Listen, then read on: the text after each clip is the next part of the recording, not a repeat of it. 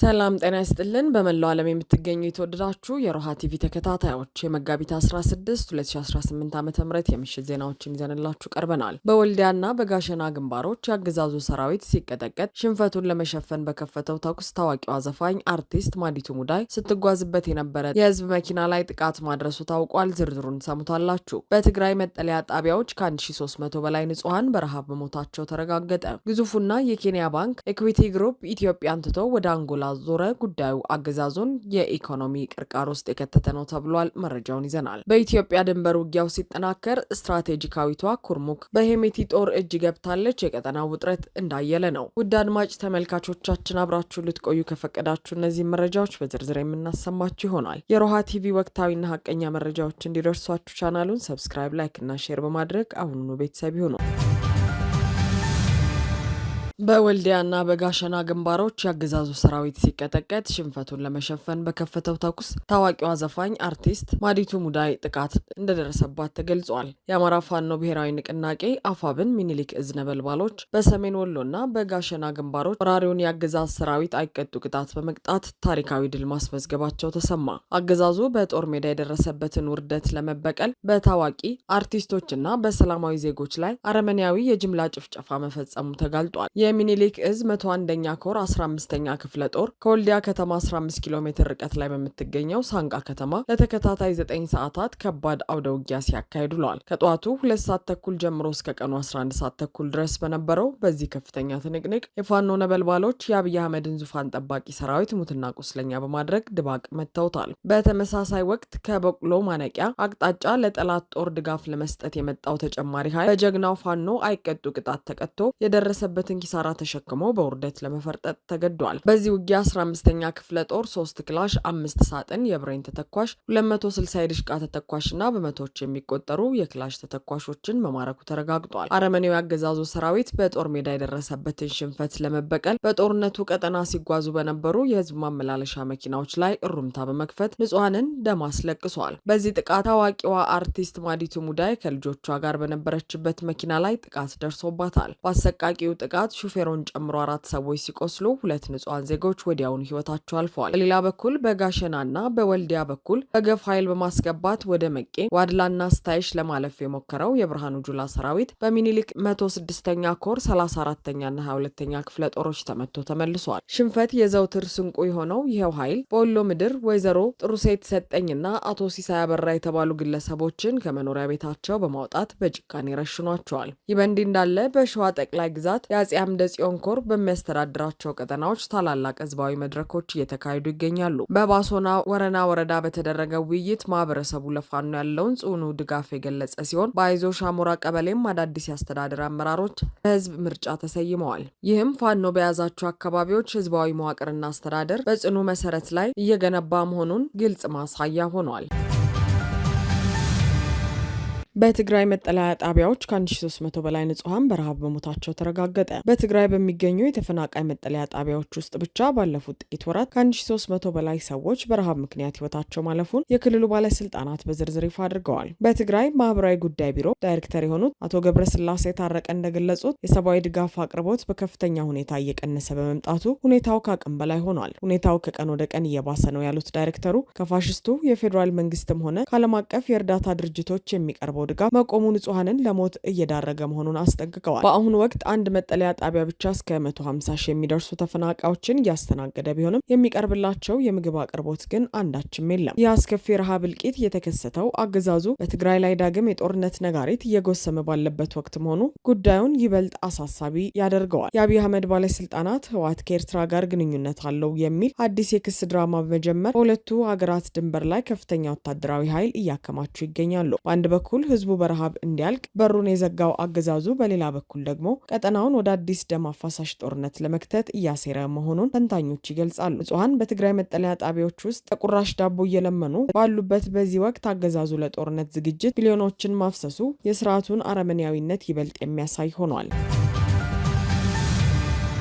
ግዙፉ የኬንያ ባንክ አኩዌት ግሩፕ ኢትዮጵያን ትቶ ወደ አንጎላ ዞረ። የአብይ አህመድ አገዛዝ የባንክ ዘርፉን ለውጭ ባለሀብቶች ክፍት አደረግኩ በማለት ሲያናፍስ የነበረው ፕሮፓጋንዳ በተግባር እየፈረሰ መሆኑ ተሰማ። ዋና መስሪያ ቤቱን በናይሮቢ ያደረገውና በምስራቅ አፍሪካ ግዙፍ ተሰሚነት ያለው አኩዌት ግሩፕ ወደ ኢትዮጵያ ገበያ ለመግባት የነበረውን የ7 ዓመት እቅድ በይፋ ሰርዞ ፊቱን ወደ አንጎላ ማዞሩ ታውቋል። ቢሊዮነርስ አፍሪካ እንደዘገበው በቢሊዮነሩ ጄምስ ሙዋንጊ የሚመራው አኩዌት ግሩፕ በኢትዮጵያ የባንክ ዘርፍ ለመሰማራት በአዲስ አበባ ወኪል ጽህፈት ቤት ከፍቶ ለ7 ዓመታት ሲንቀሳቀስ የቆየ ቢሆንም በአገሪቱ ያለው ጥብቅና ውዝግብ የበዛበት የህግ ማዕቀፍ ሂደቱን እንዳዘገየው ገልጿል። አገዛዙ የውጭ ባለሀብቶች ድርሻ ከ40 በመቶ እንዳይበልጥ ያስቀመጠው ገደብና የፋይናንስ ዘርፉን በቁጥጥር ስር ለማዋል የሚከተለው ግትር መርህ ግዙፍ ተቋማት ተስፋ እንዲቆርጡ አድርጓቸዋል ተብሏል። አኩዌት ግሩፕ በኢትዮጵያ የነበረውን የቢሊዮን ዶላር ኢንቨስትመንት እቅድ በመተው በዚህ ዓመት በአንጎላ የሚገኝ አንድን ባንክ የአንበሳውን ድርሻ ወይም ማጆሪቲ ስቴክ ለመግዛት መወሰኑ ተረጋግጧል። ይህም በአንጎላ ያለው የፋይናንስ ዘርፍ ማሻሻያ ከኢትዮጵያ የተሻለና ለባለሀብቶቹ ምቹ መሆኑን ለዓለም ያሳየ ክስተት ሆኗል። የኢኮኖሚ ተንታኞች እንደሚሉት የአኩዌት ግሩፕ ከኢትዮጵያ መውጣት አገዛዙ የውጭ ካፒታልን ለመሳብ የሚያደርገው ጥረት የደረሰበትን የከፋ ውድቀት ያሳያል። አገዛዙ በአንድ በኩል ገበያውን ከፈትኩ እያለ ቢሰብክም በሌላ በኩል ግን የፖለቲካ ቁጥጥሩን ለማላላት ባለመፈለጉና በአገሪቱ ያለው የጸጥታ ችግር ከፍተኛ ባለሀብቶች አማራጭ ሀገራትን እንዲፈልጉ አስገድዷቸዋል። የባንክ ውሳኔ ሌሎች ወደ ኢትዮጵያ ለመግባት በደጃፍ ላይ ያሉ ዓለም አቀፍ ተቋማትም ተመሳሳይ እርምጃ እንዲወስዱ በር የሚከፍት ነው። የአብይ አህመድ አገዛዝ ኢኮኖሚውን ወደ ገደል እየመራው ባለበት በዚህ ወቅት እንዲያሉ ግዙፍ ተቋማት ፊታቸውን ማዞራቸው አገሪቱ ወደ ባሰ የውጭ ምንዛሬ እጥረትና የኢኮኖሚ ቀውስ እንድትገባ እንደሚያደርጋትም ተነግሯል።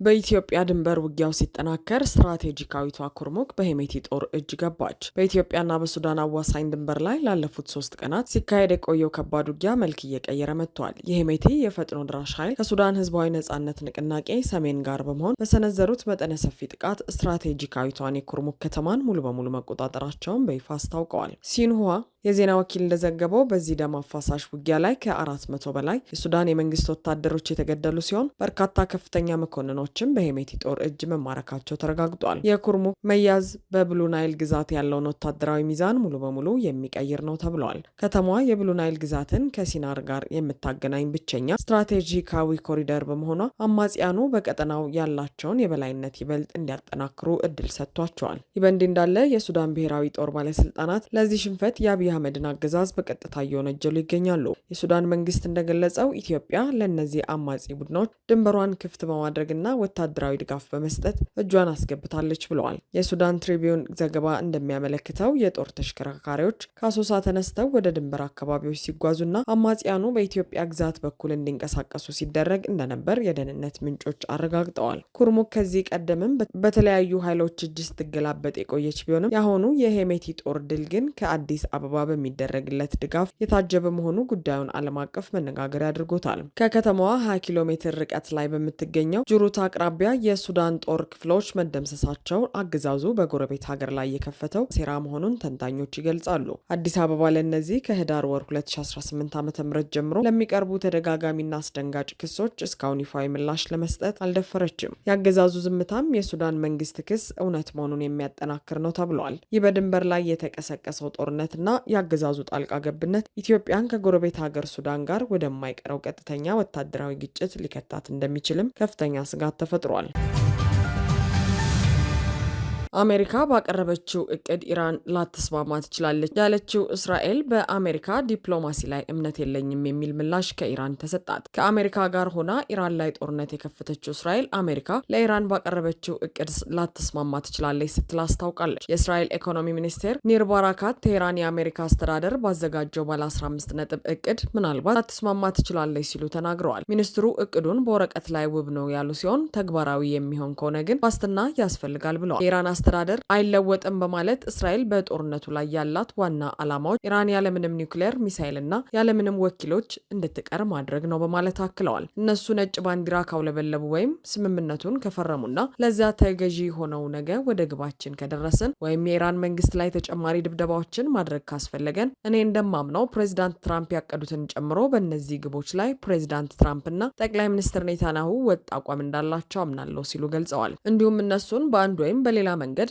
እናሳካቸዋለን ብለዋል። በአንድ በኩል ምናልባት ትራምፕ ንግግሮችን እያስጀመሩ ይሆናል፣ ነገር ግን ወደ ቀጠናው ወታደሮችን እያመጡም ነው። እናም ለኢራን ሕዝብ ይህንን ስንል ከልባችን ነው እያሏቸው ነው ሲሉ ተናግረዋል። ከዚህ ዙር በኋላ ስምምነት ተደረሰም አልተደረሰም ግቦቻችንን እናሳካለን ሲሉም ለቢቢሲ ተናግረዋል። አሜሪካና እስራኤል በ15 ነጥቦች እቅድ ዙሪያ በጋራ እየሰሩ መሆኑን ሲጠየቁ ለጊዜው ክፍት አድርገን እንተወው በማለት ምላሽ ከመስጠት ተቆጥበዋል። እስራኤል አሜሪካ ያቀረበችውን ምክረ ሀሳቦች በማርቀቅ ላይ ተሳትፋ እንደሆነ ሲጠየቁ ምንም ምላሽ ሳይሰጡ ቀርተዋል። ይሁን እንጂ ኢራን በበኩሏ ፕሬዚዳንት ዶናልድ ትራምፕ ለኢራን ባለስልጣናት የድርድር እቅዳቸውን መላካቸውን እየገለጹ ባለበት ጊዜ ኢራን በአሜሪካ ላይ እምነት እንደሌላት ገልጻለች። የኢራን የውጭ ጉዳይ ሚኒስትር ቃል አቀባይ ኢስማኤል ባጋይ ለህንዱ ጋዜጣ ኢንዲያ ቱዴይ በሰጡት ቃለ ምልልስ ማንም በአሜሪካ ዲፕሎማሲ ላይ እምነት ሊጥል አይችልም በማለት ያላቸውን ጥርጣሬ ተናግረዋል። የአሜሪካንን ዲፕሎማሲ በተመለከተ ኢራን በጣም መጥፎ ልምድ አላት በማለት በ9 ወራት ውስጥ ድርድሮች እየተካሄዱ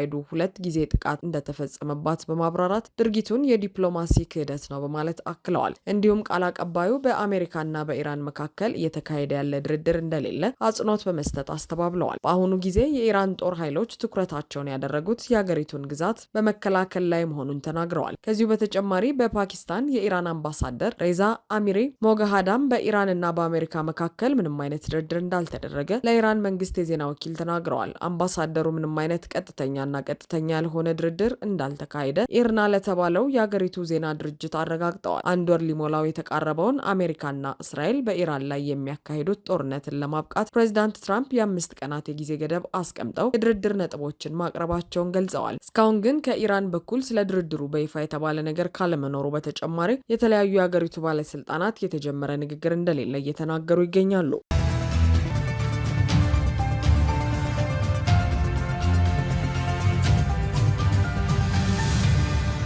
አድማጭ ተመልካቾቻችን የሰዓቱ የሮሃ ቲቪ ዜናዎች የተከታተላችኋቸውን ይመስሉ ነበር። አብራችሁን ስለነበራችሁ ከልብ እናመሰግናለን። ሰላም።